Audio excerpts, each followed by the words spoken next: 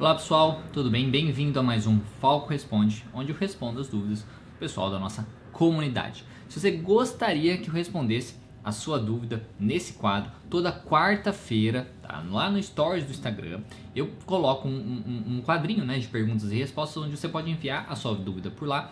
Ao mesmo tempo, no nosso canal do YouTube, eu faço uma postagem escrita, datada, lá com a data de quarta-feira. E aí você pode comentar nessa postagem, e aí depois eu colho a pergunta e respondo também nesse quadro que vai ao ar aos sábados no nosso canal do YouTube, e também na segunda-feira vai no nosso podcast em todas as plataformas de podcast aí, pelo menos nas melhores plataformas de podcast você pode estar conferindo. Importante falar, se tiver muitas perguntas, eu vou dividir o vídeo em dois para ter aí no máximo 30 minutos por vídeo, tá certo? Para o pessoal conseguir consumir melhor esse conteúdo. As pessoas não estavam achando muito bacana, chegando aí de 50 a 1 hora de vídeo, então talvez eu vou precisar dividir esse vídeo. Fazendo isso, então vai aparecer aqui embaixo, neste momento aqui, qual parte do vídeo que é, tá? Se é a parte 1 ou se é a parte 2, e aí você pode conferir a outra parte caso você ainda não tenha visto.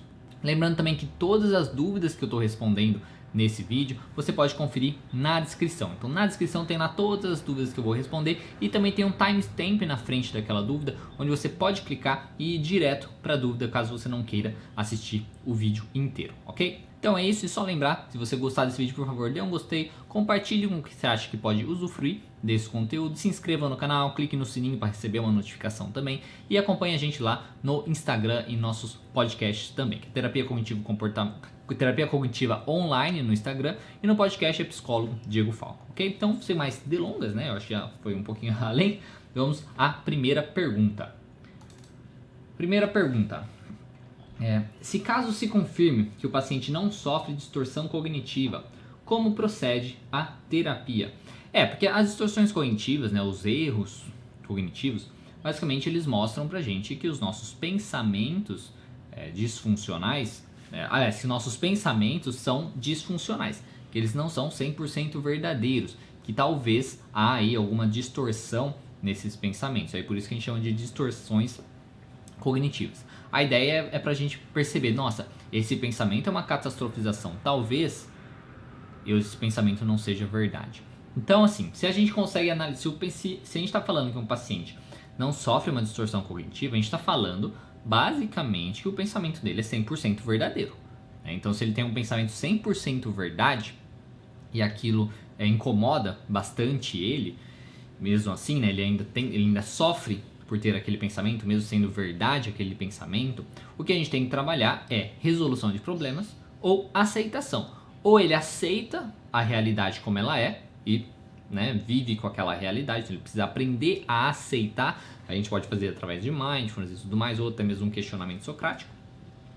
Ou ele vai ter que aprender a resolver o problema. Dependendo do que for, se aquilo for verdade, ele vai ter que resolver aquilo, né? Vamos supor que o pensamento dele, meu chefe não gosta de mim, meu trabalho é infrutífero, sei lá, né? Coisas nesse sentido, isso é verdade. Aí a gente tem que resolver o problema, poxa, como fazer o trabalho ficar melhor, como conversar com o chefe, talvez, para mudar alguma coisa na relação, né? Então, a gente tem que trabalhar ou a aceitação de coisas que a gente não pode mudar, se aquilo é verdade, né?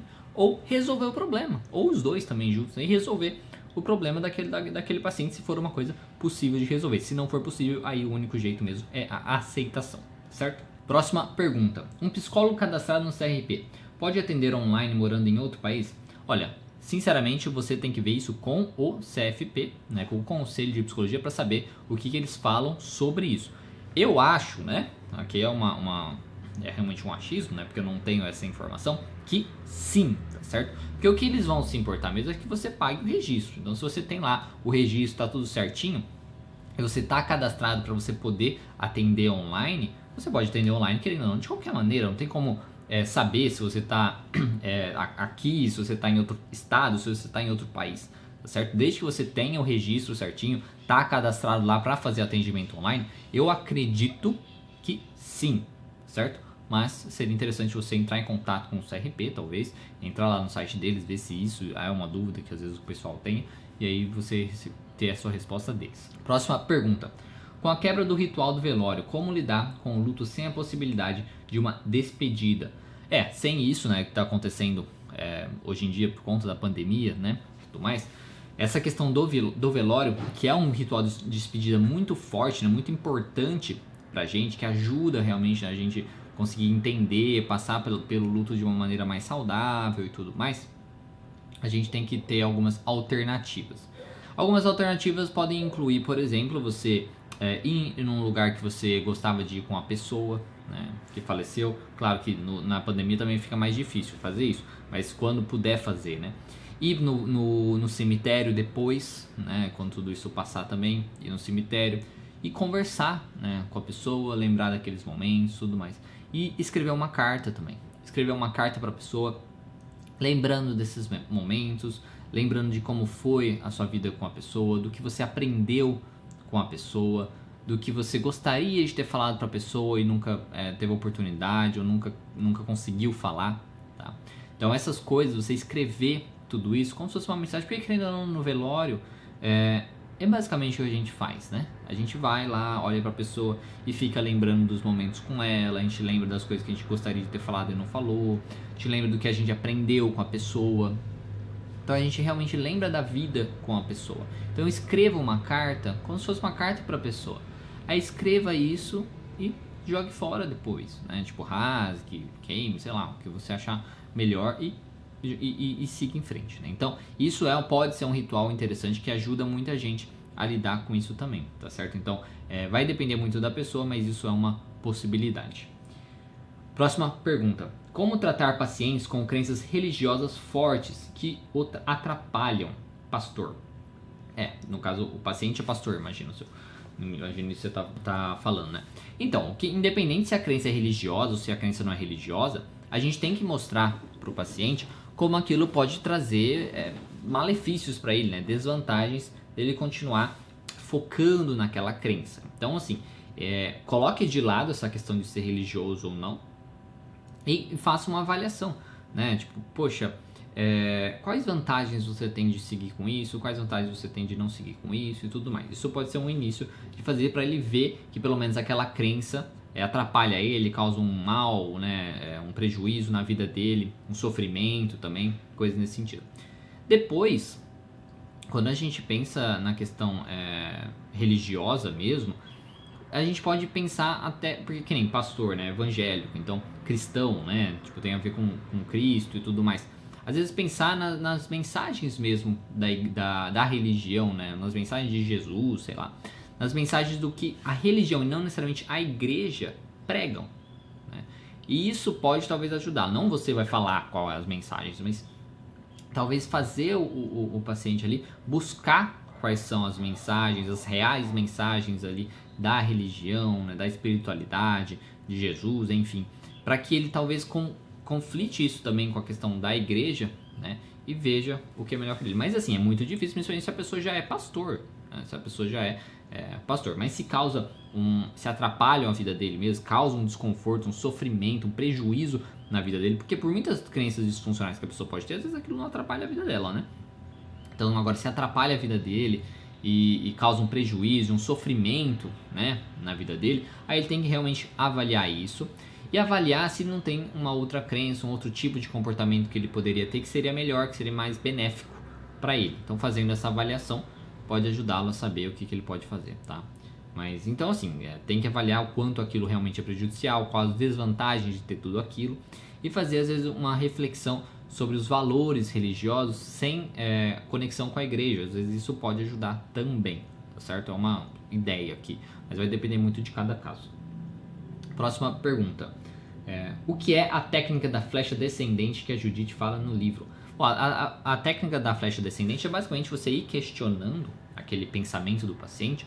Por exemplo, eu não vou bem na prova. Tá, se isso for verdade, se você realmente não for bem na prova, o que isso diria sobre você? Isso diria que eu não estudei o suficiente. Tá, se você realmente não estudou o suficiente, o que isso diria sobre você? Isso diria que eu sou uma pessoa folgada. E se você então é uma pessoa folgada, o que isso diria sobre você? Diria que eu sou incompetente, sei lá. Então, a gente vai fazendo esse tipo de perguntas dessa maneira, né? Falando, se esse pensamento fosse verdade, o que isso diria sobre você, se esse pensamento realmente acontecesse, né? O que aconteceria, né? O que mostraria para você da realidade e coisas nesse sentido. A gente vai fazendo até chegar nas crenças. Então, basicamente é isso, tá? É ir descendo até as crenças. Próxima pergunta. O que fazer quando o paciente relata querer se conhecer mais? Então, o que eu normalmente faço é tipo, olha, durante a terapia você vai realmente ir se conhecendo mais. Fazendo os registros de pensamentos disfuncionais semanais, por exemplo, vai ajudar o paciente a ver, né, as coisas semanalmente, os pensamentos disfuncionais que ele tem que causam mal-estar nele, causam sua ansiedade, causam sua raiva, que causam sua tristeza e por aí vai. Ele fazendo isso, identificando os pensamentos disfuncionais, eventualmente a gente vai chegar nas crenças disfuncionais dele. E aí as crenças disfuncionais basicamente são ele. Né? É o que ele conhecendo as suas crenças disfuncionais, ele vai se conhecer um pouco melhor, tá? Porque o conhecer, normalmente nessa questão, envolve muito mais conhecer as coisas que nós não sabemos, né? Sobre nós mesmos, né? E reconhecer isso. E normalmente são coisas mais negativas sobre os nossos tipos de pensamento e por aí vai. Ao mesmo tempo, buscando assim fazer o paciente ver as coisas como elas realmente são, né? Na realidade, com provas, né? Evidências, coisas concretas, provando para ele como ele realmente é, como ele realmente enfrenta situações, a sua real capacidade, seus medos e tudo mais. Isso ajuda também ele a aprender a se conhecer melhor, tá? Então, basicamente é isso. Tá? Próxima pergunta. De acordo com o que lendo, desse é o que você está lendo, né? Da Judite, eu tô achando a TC muito controladora. É assim mesmo? Controladora em que sentido? Né? Não é em nenhum momento controladora, né? Eu não sei o que você quer dizer com controladora. Seria interessante depois você me enviar uma dúvida mais específica assim do que você quer dizer com controladora. Porque assim, a gente vai trabalhar a questão da estrutura, né? Vai ter uma estrutura de tratamento, uma estrutura de sessão e tudo mais, mas a gente deixa realmente as coisas abertas para ser o mais flexível possível, né? Para adequar a terapia cognitivo comportamental ao paciente, ao problema do paciente, ao transtorno do paciente. A gente vai realmente modelar a terapia cognitivo comportamental para que fique melhor para o paciente, para que ele consiga atingir o sucesso, né? Atingir suas metas, os seus objetivos, melhorar os seus sintomas e se livrar do transtorno, tá? Na ideia de ser controlador, infelizmente eu não saberia o que você está querendo dizer, né?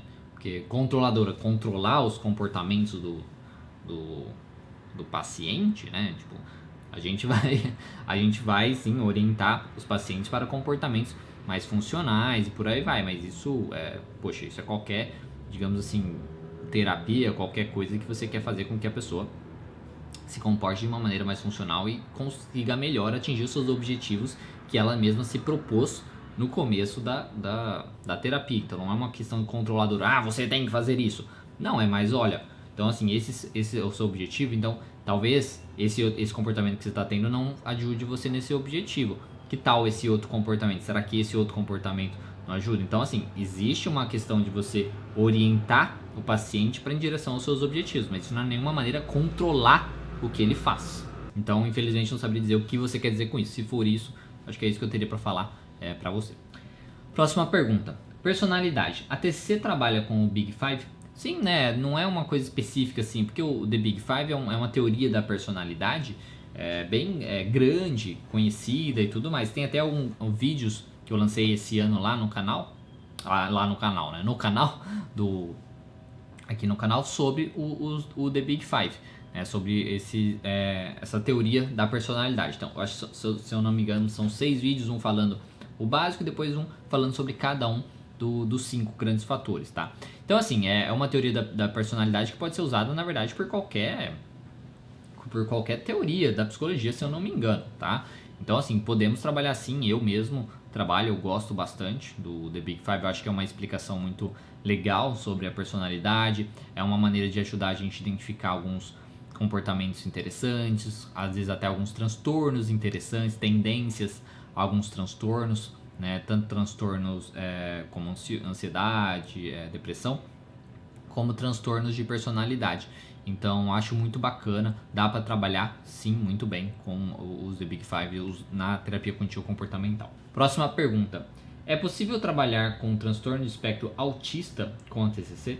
Sim, é possível trabalhar com transtorno de espectro autista. Na verdade, qualquer transtorno assim que a gente pode pensar, que a gente pode enfiar lá dentro do modelo cognitivo, a gente consegue trabalhar, tá? Com o transtorno de espectro autista existe o ABA, né, o método ABA, que é um pouco mais comportamental, que é bem mais direcionado para o transtorno de espectro autista, né? Então, dá para trabalhar com a terapia, com a TCC, e às vezes até pegar técnicas, até pegar coisas aí do método ABA, porque, como a gente fala, terapia cognitivo comportamental e o método ABA é comportamental, nós podemos sim utilizar algumas coisas disso para poder trabalhar com o paciente. Mas talvez, pode ser o mais indicado, algum profissional que seja especialista nisso, tá? Porque alguns transtornos específicos pode ser mais bacana alguém que é focado naquilo, né? Então alguém que trabalha mesmo com transtorno de espectro autista é alguém que já buscou mais sobre aquilo, que sabe os melhores métodos sobre aquilo, né? Então essa pessoa talvez seja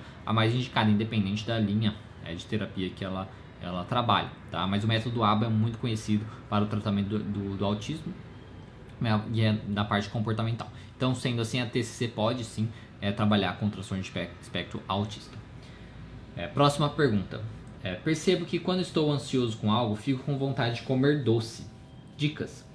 A dica que eu poderia dar, né, para você sobre isso, eu tenho vontade de comer doce quando eu fico ansioso.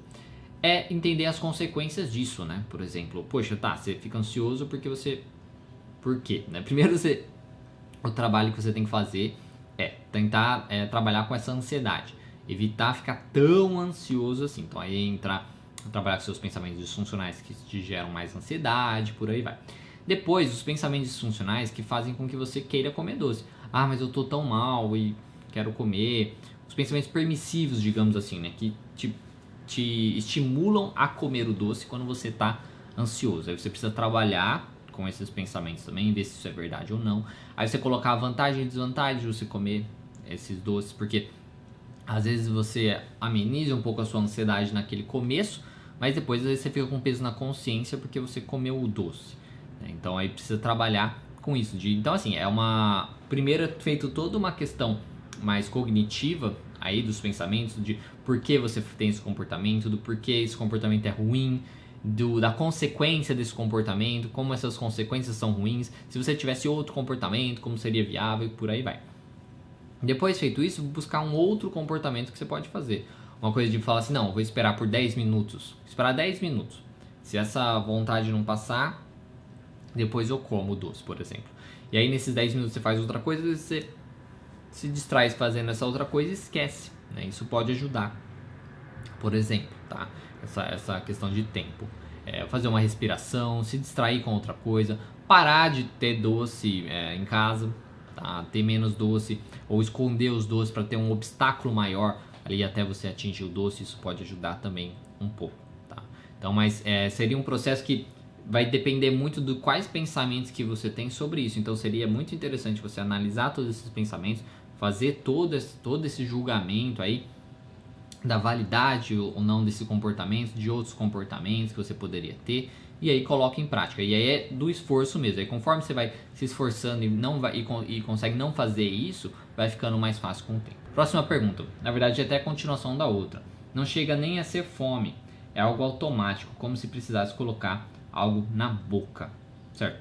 Então é isso mesmo, né? Aí se você precisa colocar algo na boca, tenta inicialmente, né, até você não precisar de alguma coisa, você pode tentar substituir, né? Precisa colocar algo na boca.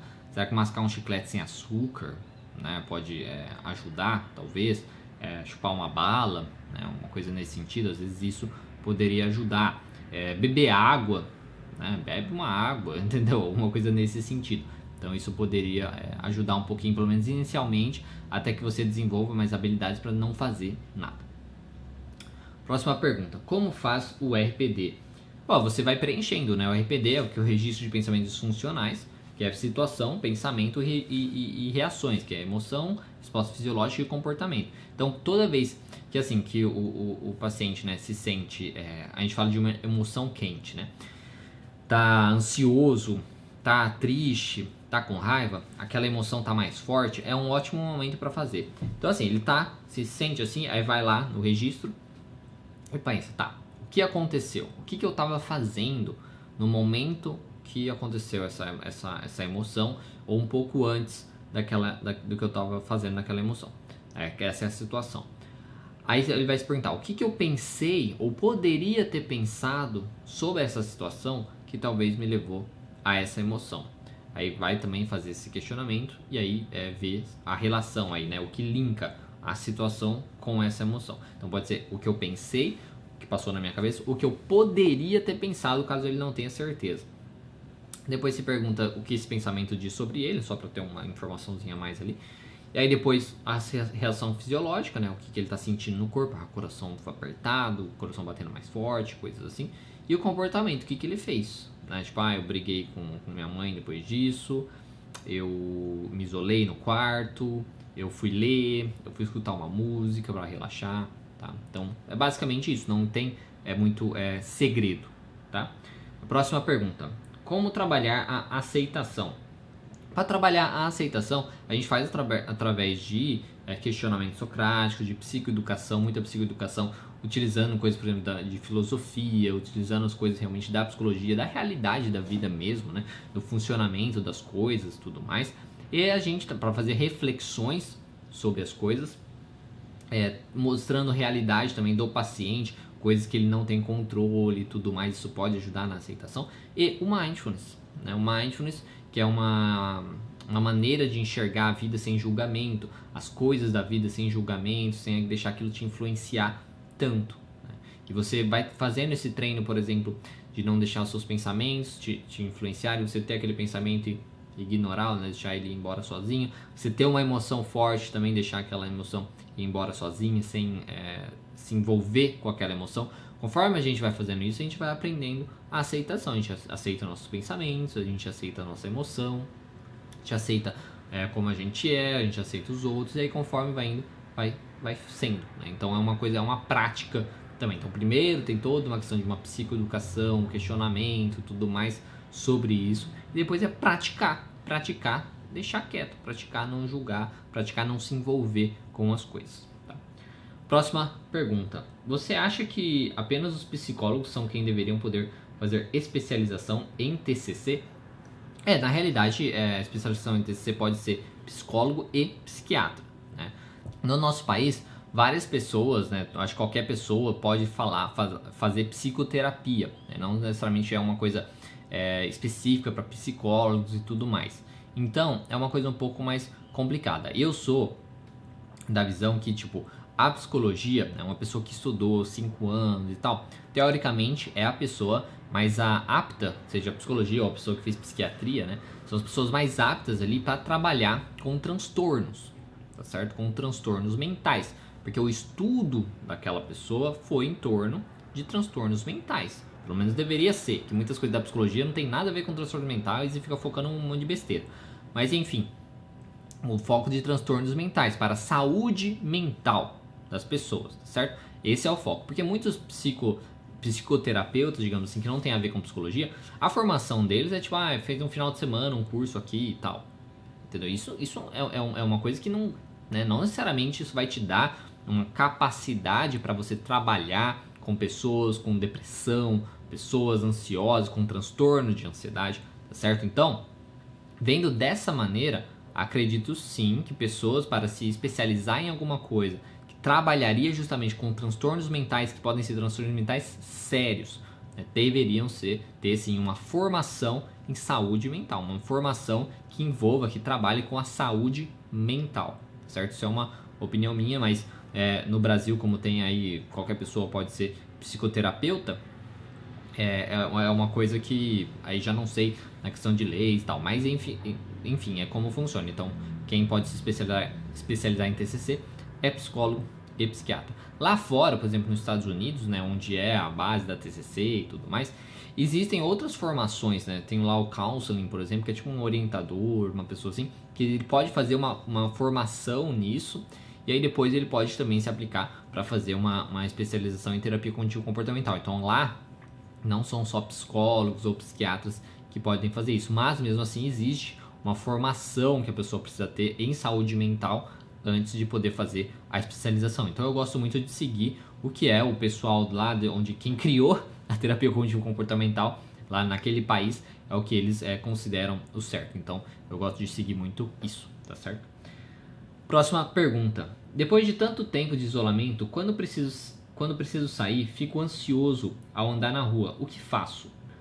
O que você tem que analisar são os seus pensamentos, tá? Você fica ansioso ao sair na rua, mas ansioso por quê? O que você pensa sobre sair na rua, sobre o que você precisa fazer, enfim, que te causa ansiedade.